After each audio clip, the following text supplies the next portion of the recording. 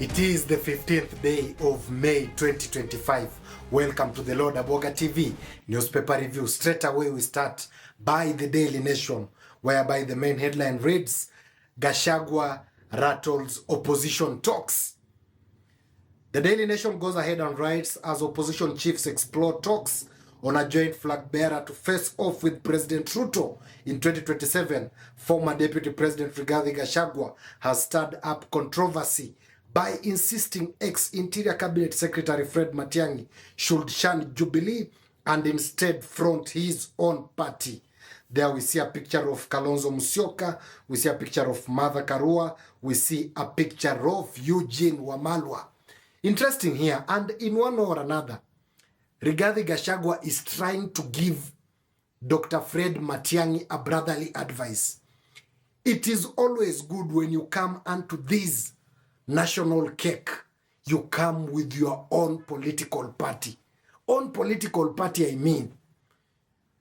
As Kenya politics stipulates, political parties are always formed on tribal basis. That's why I overheard Rigathi Gachagua saying that for him to now fully be comfortable to support Dr. Fred Matiang'i, he must show that he has a backup of his community at his disposal. That is very much in order. And I think former Deputy President Rigathi Gachagua, from what the UDA faction did unto him, is just trying to give Dr. Fred Matiang'i a brotherly advice that coming unto the national cake, come with your political party, because at the end of the day, if worse goes to worse, Jubilee will still do away with Dr. Fred Matiang'i and come in with another person of their convenience. That is just but a brotherly advice. On another end, former Deputy President Rigathi Gachagua is trying to portray himself as the opposition kingpin. And my friend Wakili Johnson Atek always tells me that when you're coming into the political negotiations, come and portray yourself as leader of leaders in that coalition or in that political faction. This one gives you a bargaining power for you to be in a position to make things go your way. And African politics is all about interest.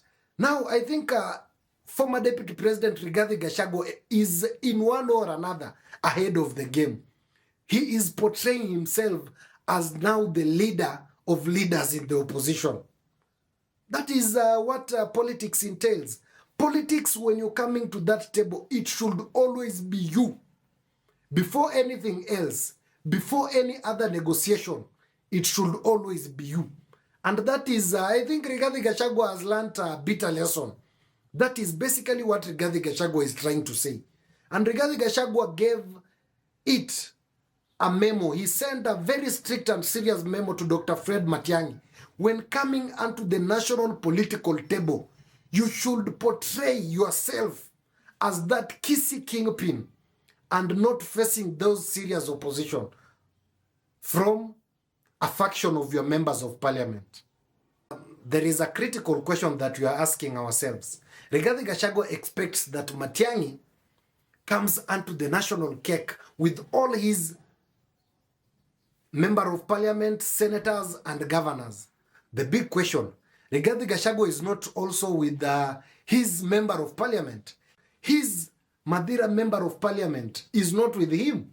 Now what is former Deputy President Rigathi Gachagua trying to tell us? But you know, Rigathi Gachagua is a politician. This is a person that already has understood the game, that in any way or whatsoever, he must be the headline. He must be a headliner in each and every day as we go onto the 2027 poll. Rigathi Gachagua was beaten once, and he is twice shy. Therefore, he's not going to take this position with any jokes. He's going to take this position with seriousness it deserves. That's why we see him trying to portray him as the opposition leader. Moving on to the Daily Nation, there is another story whereby there is hidden pain in finance bill as resistance grows. Daily Nation writes, keen to avoid public riots witnessed last year that culminated in deadly invasion of parliament and forced to withdraw the proposed law with punitive taxes. President Ruto's government said the new finance bill has avoided draconian measures, but a scrutiny of the bill shows it's not all rosy as numerous pain points sticks out. I think the finance bill, we will now start reading it in details. Let the parliamentary committees finish unto it. Then when it comes to public participation, I urge all Kenyans to strictly go through the finance bill 2025-2026. Because even as it stands today, I'm told with the pressure, the government of Kenya withdrew 64 billion Kenya shillings from the education budget. I don't know. They had the budget cuts in the education sector. They did budget cuts in the health sector. And these are key institutions that are running our country. I don't know what CPA expert John Mbadi is trying to do, but let's wait for it. When it comes at the public participation level, we'll have to scrutinize the budget and give our opinion on it. If it is something that is going to have a negative impact onto the people of Kenya, we will still resist it. Nothing much we can do, we'll just resist it. Let us just give the finance committee in the parliament ample time so that they can work on it. But tuko macho. Round hii tuko na nyinyi bumper to bumper. If you try to fix anything thinking that we won't see it, ole wenu. Straight away we move on to the standard, whereby the main headline reads UON going down. There we see a picture of the University of Nairobi. Then this is what the standard writes. Destructive games. The University of Nairobi, long hailed as Kenya's leading institution of higher learning, is in steep decline. Whispers of scandal, political meddling, and power struggles now come echo through its once hollowed halls, where generations of country's top talents were shaped. As internal crisis mounts, it risks joining the growing list of collapsing public institutions. The question now is, who will step up to save it? I think it is just the same characters that killed Moi University that are now seriously at the heart of the University of Nairobi, again wanting to bring it down. That is so unfortunate. And I saw yesterday there is a letter from a Moi University staff that 800 staff from the Moi University have been relieved of their duties.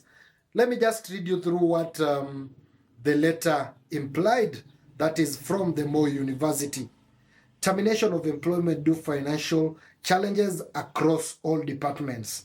We regret to inform you, due to financial constraints currently facing the university, a decision has been made to implement a right seizing exercise, which you have carried out in compliance with Section 40 of the Employment Act 2007 and provisions of the applicable collective bargain agreement. Following a thorough review of the university's operational needs and financial sustainability, your position has been identified as one of those affected by the redundancy process.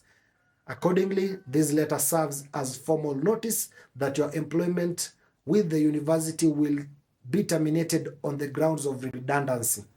Effective 30 days from the date of this letter, please be assured that the decision is no way reflection of your performance or conduct, but rather a necessary organizational response to financial constraints beyond our control.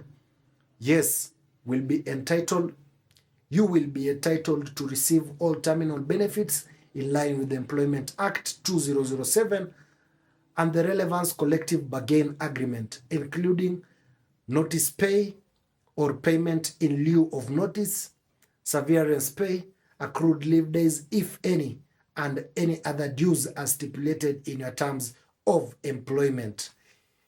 Your final payment will be processed and made available to you in your usual bank account we kindly request that you return any university property in your possession by your last working day to facilitate a seamless clearance process as stipulated in your employment contract. Yours sincerely, Professor Lois Maru, Deputy Vice Chancellor, Administration, Planning and Strategy.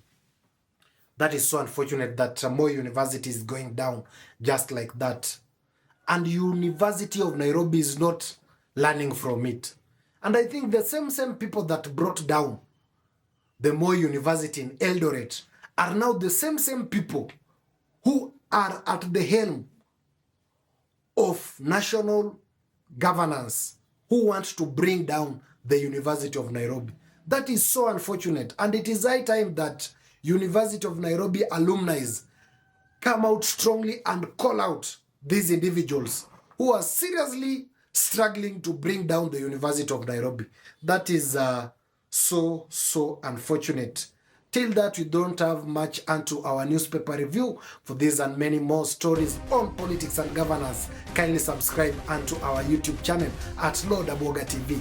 Remember to press the notification bell so that when we come up with this interesting political and governance content, YouTube will automatically notify you. Till next time, goodbye.